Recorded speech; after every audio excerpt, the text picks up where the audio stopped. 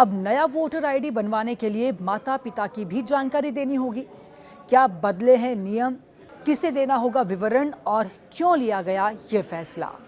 नमस्कार, बहुत बहुत स्वागत है न्यूज़ 18 इंडिया पर। मैं हूं आपके साथ सुरभि शिरपुरकर। इस बारे में आपको जानकारी देते हैं। अगर आप देखिए पहली बार वोटर बनने जा रहे हैं या फिर जल्द ही 18 साल की उम्र पूरी करने वाले हैं, तो आपके लिए ये खबर बेहद महत्वपूर्ण है। चुनाव आयोग ने मतदाता सूची में नाम जुड़वाने की प्रक्रिया यानी कि फॉर्म 6 में एक अहम बदलाव किया। अब नए मतदाताओं को आवेदन करते समय अपने माता पिता से जुड़ी स्पेशल इंटेंसिव रिवीजन यानी कि SIR संबंधी जानकारी भी देनी होगी। चुनाव आयोग का कहना है कि इस बदलाव का मकसद मतदाता सूची को अधिक सटीक, पारदर्शी और त्रुटि रहित बनाना है। सबसे पहले ये समझते हैं कि फॉर्म 6 क्या होता है। फॉर्म 6 वो आवेदन पत्र हैं जिसके जरिए कोई भी भारतीय नागरिक पहली बार अपना नाम मतदाता सूची में जुड़वाता है या किसी दूसरे निर्वाचन क्षेत्र में स्थानांतरण के बाद नए क्षेत्र में वोटर के रूप में पंजीकरण करता है।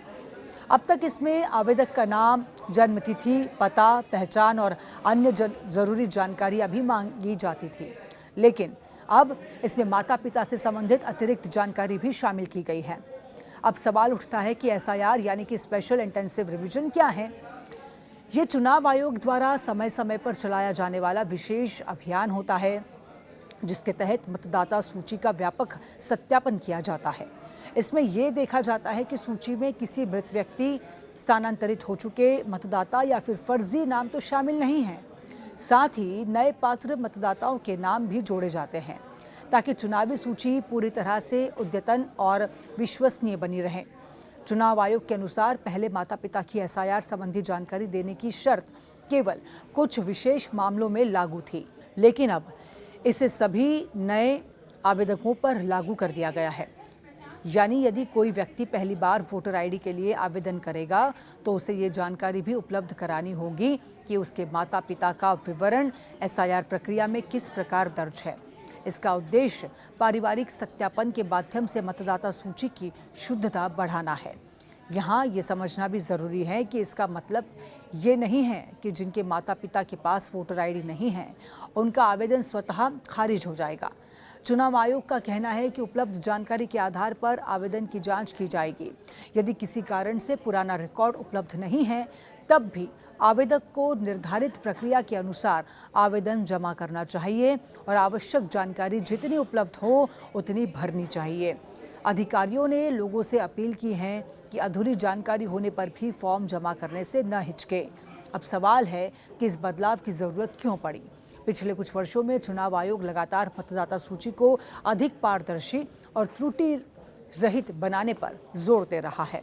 कई बार एक ही व्यक्ति का नाम अलग अलग जगह दर्ज होने, मृत मतदाताओं के नाम बने रहने या फर्जी प्रविष्टियों जैसी शिकायतें सामने आती रही हैं। ऐसे में पारिवारिक विवरण और सत्यापन प्रक्रिया को मजबूत करके आयोग चुनावी सूची की विश्वसनीयता बढ़ाना चाहता है।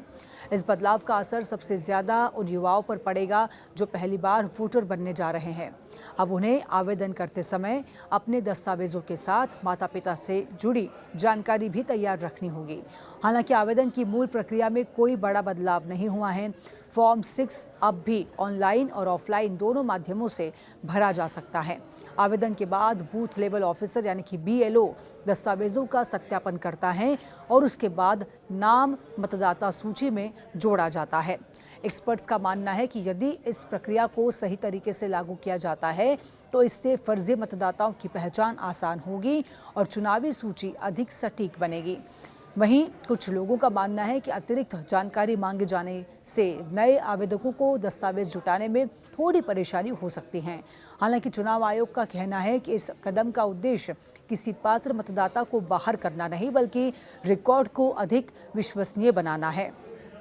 यदि आप 18 वर्ष की आयु पूरी कर चुके हैं या फिर निर्धारित पात्रता तिथि तक 18 वर्ष के हो जाएंगे और पहली बार वोटर आईडी बनवाना चाहते हैं तो आवेदन से पहले फॉर्म 6 की नई आवश्यकताओं को अच्छी तरह से समझ लें, आवश्यक दस्तावेज तैयार रखें और माता पिता से संबंधित मांगी गई जानकारी भी उपलब्ध रखें ताकि आवेदन प्रक्रिया में किसी तरह की देरी न हो।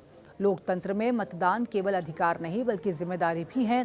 चुनाव आयोग द्वारा समय समय पर किए जाने वाले ऐसे बदलाव का उद्देश्य यही है कि हर पात्र नागरिक का नाम मतदाता सूची में शामिल हो और चुनावी प्रक्रिया निष्पक्ष, पारदर्शी और भरोसेमंद बनी रहे।